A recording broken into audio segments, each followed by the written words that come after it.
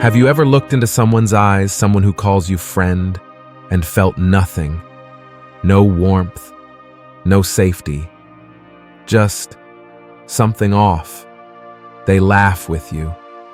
They ask how you're doing. They say all the right things.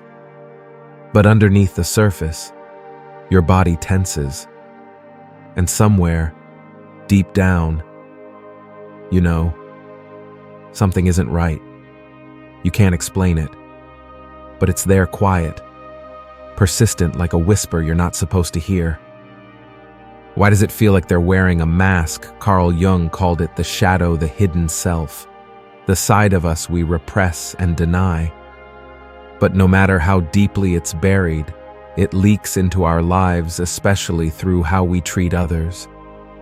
Resentment, jealousy, hidden contempt.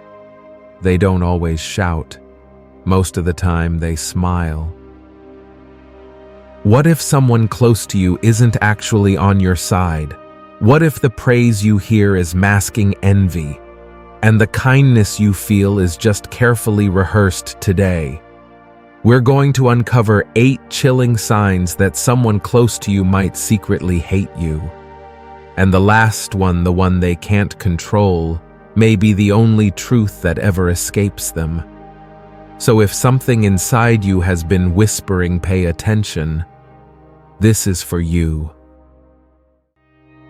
It starts with a smile, a casual comment, a light jab, wrapped in laughter. They tease you about something small, your voice, your dreams, your past mistakes. I'm just kidding. You're too serious. Don't be so sensitive. But you're not laughing. Not really. You walk away from the conversation feeling diminished. Not wounded, exactly, but as if something subtle inside you has been chipped away. This isn't humor. This is contempt, wearing the mask of playfulness. Irony is one of the oldest disguises for resentment. And when someone knows exactly where your scars are and chooses to poke them in front of others, again and again, that's not an accident. It's a pattern. Carl Jung believed that the traits people reject in themselves are often projected onto others. The shadow doesn't always scream, it hides in jokes that cut too deep, in friendly sarcasm that lingers like a bruise. And the danger is, it's easy to dismiss. You second-guess your instinct. You wonder if you're just overreacting. But here's the truth. If every joke leaves you feeling smaller, if every laugh seems to sharpen a blade, you can't see you're not imagining it. Contempt cloaked in humor is still contempt. And in the language of the shadow, mockery is a quiet declaration of war. Sometimes, the blade doesn't strike. It simply rearranges the path beneath your feet. And by the time you trip, it looks like no one was ever there. After the sting of sarcasm comes something quieter, more insidious. You begin to notice little things. They forget to mention a crucial update. They give you advice that seems helpful until it leads you nowhere. They leave out one small, vital detail that somehow shifts the entire outcome. And the strange thing is, it always happens when the stakes are high, when it matters most, when you're on the edge of growth. At first, you give them the benefit of the doubt. Everyone makes mistakes. Maybe they were just distracted. Maybe it wasn't intentional. But eventually, the pattern reveals itself. These aren't accidents. They're deliberate omissions, disguised as carelessness. Quiet acts of resistance from someone who doesn't know how to handle your evolution. Carl Jung wrote that people often project their unacknowledged failures onto others. When someone feels incapable of facing their own stagnation, Your progress becomes a mirror they can't bear to look into. So they don't confront you. They just complicate you. They create confusion not with malice but with precision. And they stay close, just close enough to slow you down. Subtle sabotage isn't about destruction, it's about containment. And it's hard to recognize because it wears the face of forgetfulness, the tone of concern, and the voice of a friend. But your instincts remember. If you're always left second-guessing your steps, feeling off balance at moments that should be clear, start looking not at your path, but who's walking beside you. After the sabotage comes the silence, not absence, but a quiet shift. You share something beautiful, something you're proud of. They smile, briefly, then change the subject. Or worse, they respond with something they did, something they achieved, something just a little bigger. You thought it was a moment to celebrate, but somehow it turns into a performance. With people like this, every conversation becomes a quiet contest, not of love, not of truth, but of worth. It's subtle. They never say it outright. But beneath every reaction is a question they can't shake. Am I falling behind? This isn't support, it's self-preservation. They don't hear your joy as joy. They hear it as a threat, a reminder of what they haven't done, what they haven't become. And so they compete. Not with open malice, but with strategic comparison, deflection, and dismissal. Carl Jung once said that we project outward what we fail to develop inward. And when someone hasn't nurtured their inner self, when their sense of identity rests only on being better than others, they can't stand to see you shine. Your light unsettles them.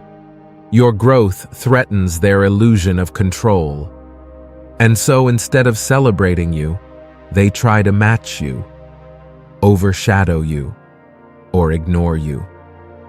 If every conversation leaves you feeling like you're in a race you never entered, if your victories are met with detachment or quiet envy, it may not be your imagination. It may be a competition that only one of you knows you're in.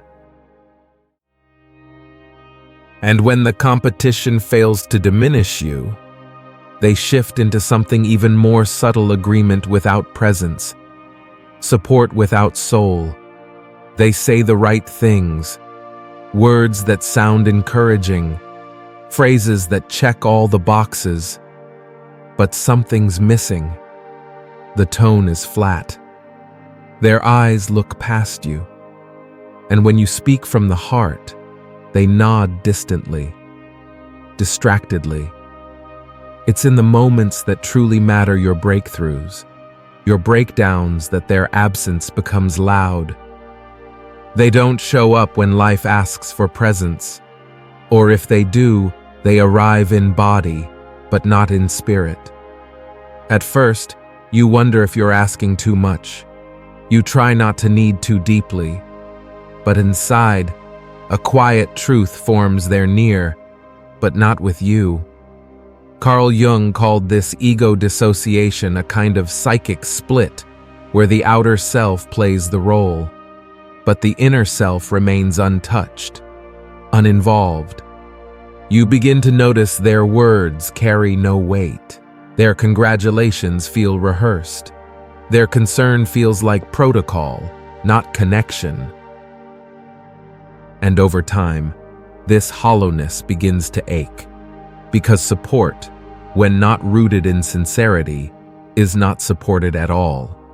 It's a performance, a mask worn to maintain peace, image, or proximity, but not to nurture trust. If you've ever reached out and felt the silence wrapped in polite replies, if you've stood in your most defining moments and felt emotionally alone, even with them beside you.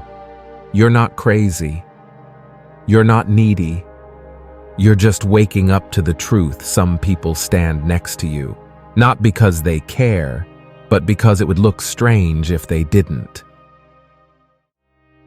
When warmth begins to feel hollow and presence turns into performance, a new form of closeness begins to emerge, one that feels a little too tight.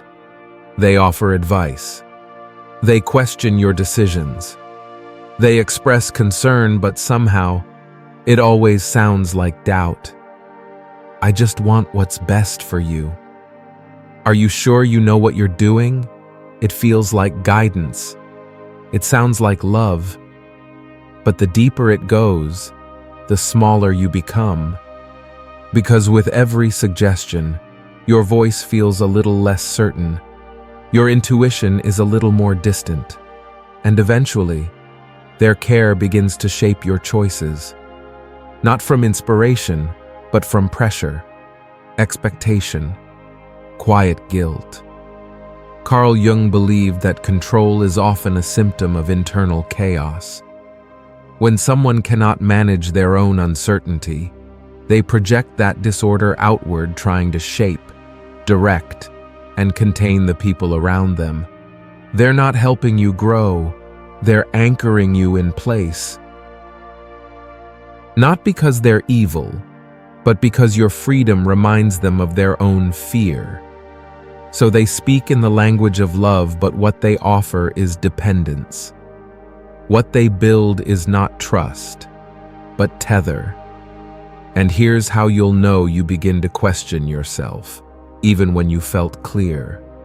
You hesitate, even when your soul says yes. Real love doesn't shrink you. It doesn't cast doubt on your path. It doesn't whisper fear and call it protection. If their support always comes with a cost, if your confidence fades the more they help, then maybe what they're offering isn't care, it's control, dressed as devotion. When control no longer works, when you begin to reclaim your voice, your path, some people don't confront you. They retreat into the shadows. But the shadows don't stay still. You feel it before you understand it. A subtle shift. Friends acting colder. Colleagues are a little more distant. Eyes that once held warmth now blink with hesitation. And something inside you whispers, "Someone's been speaking for me."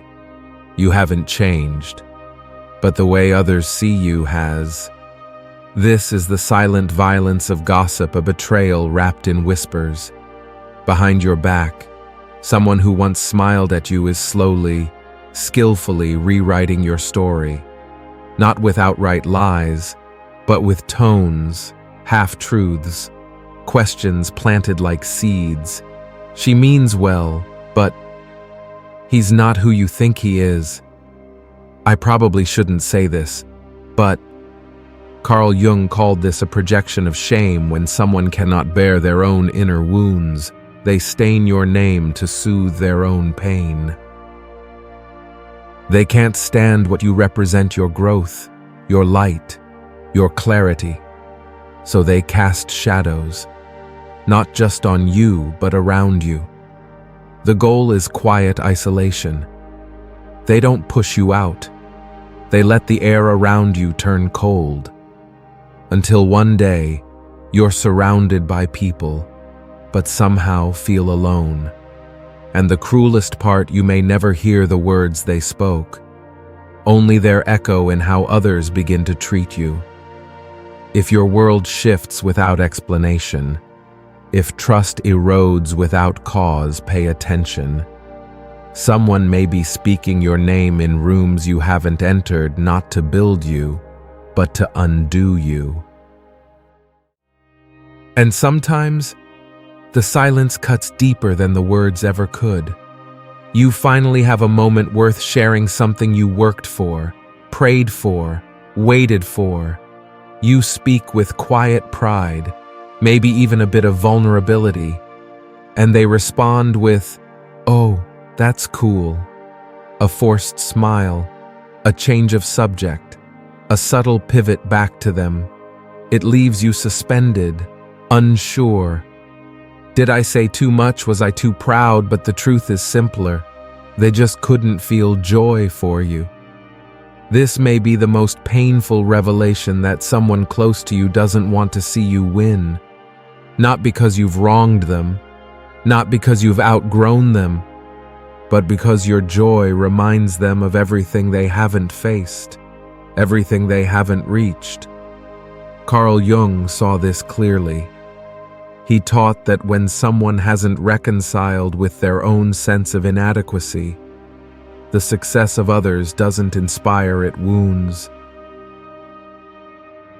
It reflects back everything they've avoided, the risks they didn't take, the dreams they gave up on, the parts of themselves they abandoned long ago.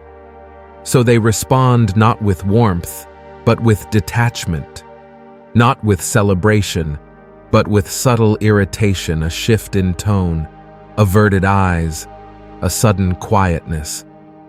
And maybe, just maybe, they'll throw in a backhanded compliment. I guess it's a start.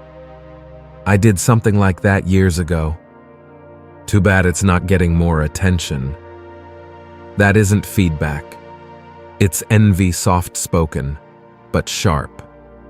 If someone never meets your success with real presence, if they shrink or recoil every time you rise, you are not imagining it. They are not clapping. Because in their inner world, your victory feels like their loss. By now, you've seen the patterns, the sarcasm, the sabotage, the silence in celebration. But what if nothing was said at all? What if the truth never made it to words? Because often, it doesn't. Sometimes, the deepest resentments are spoken not through voice, but through the body. They say, "I'm happy for you," but their smile is delayed, too stiff, too rehearsed. They say, "Of course I care," but their eyes pull away the moment you search for warmth. They stand beside you, but their arms stay folded. You hug them, and their back never softens. It's subtle, almost imperceptible. But your body, it notices. A sudden tension in your chest, a flash of discomfort in your gut. Your nervous system whispers what your mind tries to dismiss. Something's off. Carl Jung believed that the unconscious never lies, that even when our conscious self wears a perfect mask, our deeper truth seeps through in tone, posture, micro-expression, a flicker of contempt, a tight jaw, a clipped breath. This is where hidden hate reveals itself, not through attack, but through absence, not through words, but through energetic dissonance. They may never insult you. They may never break your trust outright. But their body does not lie. It flinches when you speak with pride. It still goes when you step into joy. And in those quiet moments when no one says anything, but everything is being said, you feel it. You feel their shadow brushing against yours. And though you may not understand why, you leave the room carrying a weight that isn't yours. If someone's presence confuses your peace, if their kindness feels rehearsed, if their energy makes you doubt what your heart already knows, trust it. Some truths are never spoken, but they're always felt. Hatred doesn't always come with a raised voice. Sometimes, it lives in stillness, wrapped in laughter, disguised as concern, hidden behind eyes that won't quite meet yours. It doesn't always arrive as a threat. Sometimes, it arrives as a friend, and that's what makes it so dangerous. Because we're taught to look for enemies in the obvious places: conflict, criticism, distance. But the deepest wounds often come from those who remain close. Too close. They sit beside you. They share your memories. But behind the mask, they carry a quiet resentment they've never dared to face. Carl Jung warned us, until you make the unconscious conscious, it will direct your life, and you will call it fate. So look again, not with suspicion, but with clarity. Notice who claps when you rise, who disappears when you hurt, who laughs but never feels light. Because once you learn to read the subtle signs, once you trust the small voice inside that says, "This isn't real," you step out of the illusion and into truth. You stop seeking validation where none exists. You stop shrinking to stay loved. You stop mistaking familiarity for loyalty. And in that stillness, you begin to choose better. Not louder, not more, just better. So look closer. Not everyone who stands beside you is truly standing with you. But the moment you awaken to that truth, you're no longer their mirror. You're free.